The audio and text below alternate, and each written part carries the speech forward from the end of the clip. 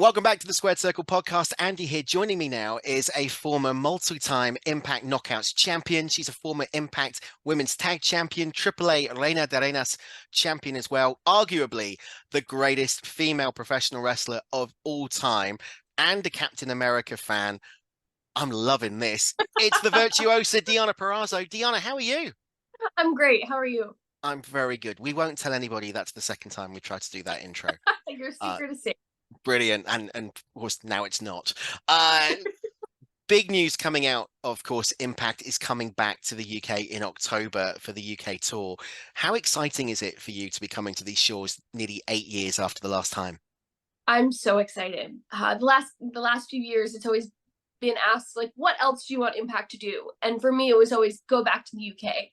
All the people who have been before and done these UK tours talk about the amazing time they had together, the fan base, how insanely supportive they are of Impact Wrestling. And I've seen a glimpse of that the last 3+ years that I've been here at Impact. But I'm excited to get back. It's been a long time since I've personally been in the UK or wrestled in the UK, so I'm excited to do that again. But to do it with Impact makes it that much better. I can honestly say that I went to every UK tour that Impact ran prior to them taking their hiatus, and they were the best live wrestling shows that I'd been to. So the anticipation for you coming back to the UK is really high. I can't wait to do it. But the big news coming out is that there's an extra date going on sale August 16th at 9 a.m. in Mhm. Coventry on October 29th. Again, the impact, pardon the pun, for UK fans to get an extra date must be really heartwarming for you guys over there. Yeah, absolutely. And just to know that again, they're that supportive, they're that invested in seeing Impact, and they weren't just excited about 3 days. They forced us into a fourth. Feels amazing, and I think that it's just like that one more step of a warm welcome of like we can't wait to have you here. And this is off the heels of an amazing Australia tour that we just did, and so I think it's going to be that much better. I think that there's, more of our roster coming with us. There's extra dates. And I'm just excited to be able to do it with some of my greatest friends.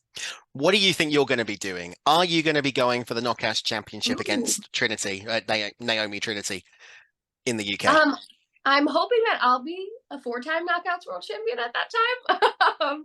And I'll be defending my Knockouts World Championship against Trinity for sure, or there's Giselle Shaw, or there's Kylan King. I mean, our Knockouts roster is stacked with potential competitors. But then I also know there's some great, great talent in the UK that I would love to see compete against someone in our Knockouts division. It's going to be fantastic. Can't wait. And you can check Impact, of course, on Days In on Sky every week or on Access TV in the USA. What for you? I mean, you've had a stellar 3 years with Impact since you joined the company. What has been the greatest highlight for you in your Impact career? Um, my first instinct is always to say winning the Knockouts World Championship for the first time, Slammiversary 2020. The match was amazing. To me, it was like the most perfect professional wrestling match I've ever had and ever will have.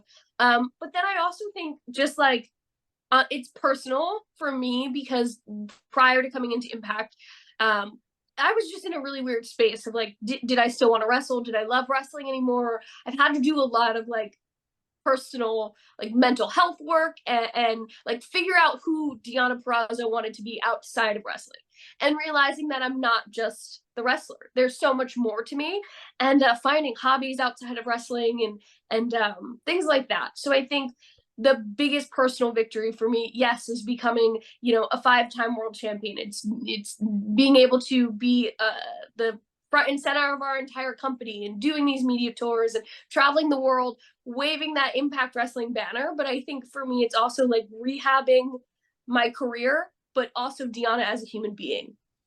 What a journey. I mean, it's inspiring to hear that. I mean, I'm a mental health first aider in my professional life. So to hear that sort of story, what words would you give to anyone who's going through a sort of journey that you had in your personal life?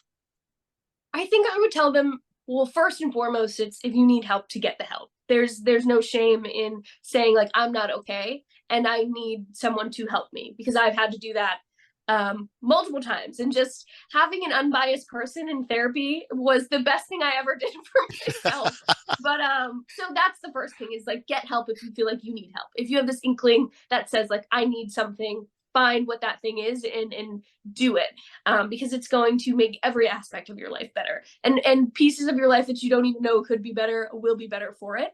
But I also think for me it's like, if you're unhappy, again, find those other outlets. You don't need to just be all in one thing.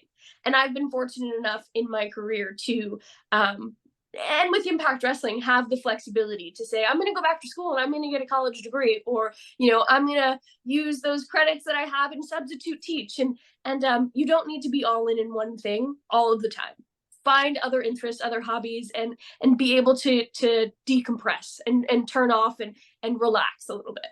Now, as one of those hobbies, being a Marvel fan, because I mentioned it at the top of the session, and I can see the poster is staring at me. Yes. Captain America. Well, I'm not a Marvel fan. Okay, interview is finished. Goodbye. So Steve is a huge Marvel fan. And I wish you could see, there's like Marvel, we have some shelves up above my head. There's Marvel, like little figurines everywhere. Steve is a huge, just like comic fan. And we just, whenever a Marvel movie comes out or a DC movie comes out, like I'm just here for the popcorn and the icy at the movies. And if they have a hot pretzel, like I'm here for the snacks. And they're always great movies. Like I'm always like, oh, that I really liked that. And Captain America, one of mine and Steve's first dates, he was like, you need to watch Captain America. I think it was Winter Soldier. Yep. And he was like, that's the first, what you should watch, and then we'll go from there. And now I've seen everything, but it's Steve. I can't take the credit for it, and that's why I laughed so hard because I'm not. Wow, I don't know how to follow that up now. I was teeing it up for a nice Marvel discussion, but hey, well, we'll round it back to saying, finding my husband was one of those things, and finding interests that we can go to the movies, and we probably single-handedly kept our local movie theater in business the last 3 years because we love to go to the movies, like things like that I can do outside of wrestling that have calmed my soul. And of course, we I love it. Nice turnaround. Now, you mentioned Steve there. One of the highlights for you must be working with your husband week in and week out in Impact. And what a run Steve has had as well, former Impact World Champion quite recently. You two really are the power couple of Impact, it seems, at the moment. It seems that way. Look what we just got framed. Oh, wow. That's amazing. It was really, really cool to win the world championships on the same night together, and to be able to like be champions at the same time together. I think that doesn't really ever happen for couples that often. And Rebellion in April was unprecedented, with 2 world champions having to vacate their championships due to injury, and we were guaranteed 2 new champions. And for Steve to beat Kushida, and I know what was like he was so excited to be able to wrestle him and put on a great match and do some wrestling, because Steve isn't necessarily like the technical wrestler kind of guy. He's more like a kick punch, I'm going to kick your ass. And then for me to get back in the ring with Jordan, we hadn't had a singles match in nearly 3 years. It was just really special for both of us. And then to get to do it together and travel the world together. And like I said, we were just in Australia together. Hopefully he'll be coming on the UK tour with us. It just makes it that much better to have my real life partner, my best friend, my husband with me doing all of these really great things. I mean, what a story. And it's fascinating seeing you on screen together at that moment. I remember covering it on the show and really kind of taking in the historical moment of you both holding a championship at that one point. Now, the match that you mentioned there with Jordynne Grace is one of my personal favorites. What is it about the chemistry between you and Jordynne that really kind of took it to that next stratosphere? Well, thank you. I don't know. I think that we've just known each other since we were so young, and kind of came up wrestling each other on the independent scene in the Northeast, and we wrestled each other more times than I could count before we got to Impact Wrestling. So she was one of the first people to like open a locker room door and say, get changed with me when I arrived. And that has just always stuck with me. She's always been such a great friend, someone that I can trust personally and professionally. And I think that our relationship comes off on screen, where we're willing to beat the crap out of each other. and know that like this is my friend, so you can hit them a little harder and make magic. We just have I don't know where it comes from, but she's hands down like let me wrestle her forever, over and over and over again, night in night out, because she's phenomenal. And the matches we put together and the product we put out there for Impact Wrestling, I think, has been career defining for both of us.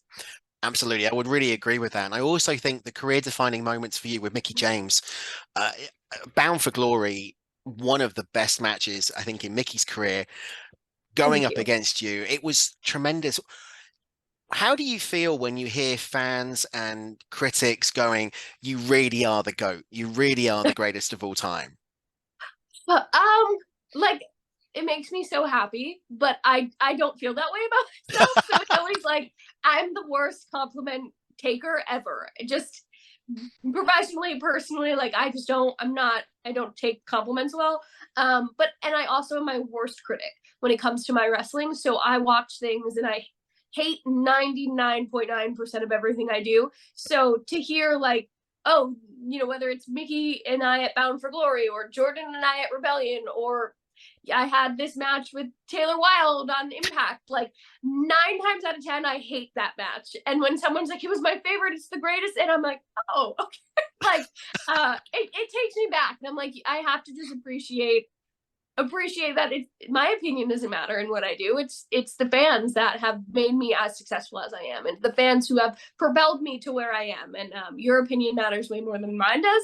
I just need to let it go. I love that, but it's intriguing for me. I mean, I've been around the business for what 20 odd years doing these podcasts and various different things. And when you actually hear a performer saying it quite like that, you kind of take a different perspective on the actual performer, because that's very humble for you to turn around and say that you don't like taking the compliments, or it's a fan's perspective that do it, because you are fantastic in the ring. And I can give you another compliment, but you seem to have grown so much over the past 3 years. Yeah. How have you developed from the pandemic era going back now to having fans in the arena as well? Um, Honestly, it just feels natural. Like this, having fans, whether it's, when we first got fans for Slammiversary, I think it was 2021, and, it was a handful of them. Like that, it just felt natural because being in front of nobody and getting no reactions isn't what we're used to. And it's not what we do. We thrive on those interactions and the chants and the clapping and the cheering and the booing. Like when you put matches together and you think like, this is what I'm going to do here and there, and in your mind you can kind of hear like, oh, this is awesome, or the boo, or and then you're not getting any of that immediate feedback, and it's kind of gratifying to get it immediately, right? That's just society. But it was horrible. It was horrible. And so I think having fans back has just been like, this is what we do, and we're so much better for it. And it was just natural to go back to that. Amazing. Deonna, it's been absolutely fantastic speaking to you. I've loved every second of this. You've been Oh, a thank you so much. you've been a performer that I've wanted to bring on this show for a number of years. So to actually have the opportunity now to bring you on is great. And looking forward to seeing you on the UK tour in October. If you want to buy tickets to go see Deonna and Steve, hopefully, and the rest of the Impact Wrestling crew, head over to impactwrestling.com/events. Tickets available now for October the 26th in Glasgow, October 27th in Newcastle, the 28th in Coventry, the HMV Empire, and from 9 a.m. on the 16th of August for October the 29th. Before I let you go, because I know we are running close to time, any final words that you want to say to the fans here in the UK? Um, I cannot wait to see you. I can't wait to feel your energy. And I'm just finally excited it's happening again. I cannot wait to be in the UK. Fantastic. Deonna, I really appreciate you taking the time. You truly are the greatest of all time, and you truly are the virtuosa. Thanks for joining us, ladies and gentlemen, the wonderful Deonna Purazzo from Impact Wrestling. Thank you Thank you again. so much. Thank you. Really.